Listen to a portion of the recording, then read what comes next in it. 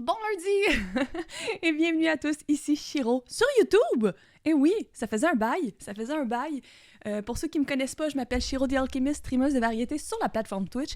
Et aujourd'hui, j'avais envie de vous faire un vidéo YouTube pour comparer deux micros Shure qu'on considère comme étant soit un micro de podcast, de streaming, name it. Il y a plusieurs aspects.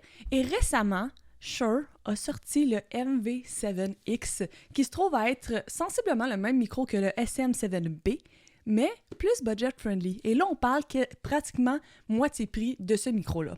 Alors, on va le déballer. Je vais faire la comparaison au niveau physique, quelles sont les distinctions entre les deux, et ensuite, on va faire des tests audio. Le MV7X est beaucoup plus petit que son autre version. Ça fait le poids de ma main.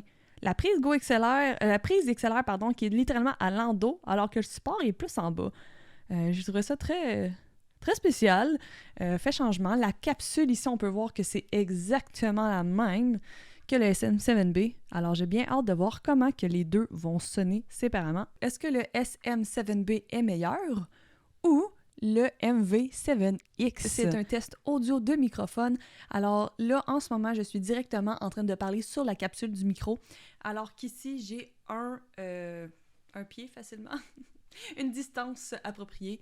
Alors que maintenant, je reviens. Ceci est un test audio de microphone. Alors là, en ce moment, je suis directement en train de parler sur la capsule du micro. Alors qu'ici, j'ai un pied facilement, une distance appropriée. Alors que maintenant, je reviens. OK, j'ai réécouté la différence entre le SM7B et le MV7X. Et pour être franchement honnête, pour le prix du MV7X, j'opterais en tant que streamer ou YouTuber pour ce micro-là avant d'investir dans le SM7B. Par ailleurs, je tiens à le dire, avec le SM7B, tu te trompes pas. La qualité professionnelle, le crisp des basses, j'ai beau réécouter, là, puis ça me fait rire parce que dans la première fois que j'ai dit le SM7B et en plus le MV7X, on distingue à peine la différence entre les deux micros. Par contre, là où est-ce que ça change énormément, j'ai l'impression c'est que lorsqu'on parle très très près du micro, ou un petit peu plus éloigné. C'est à ce moment-là que j'ai remarqué que les tons de basse pour le MV7X étaient beaucoup plus volatiles, si je dirais.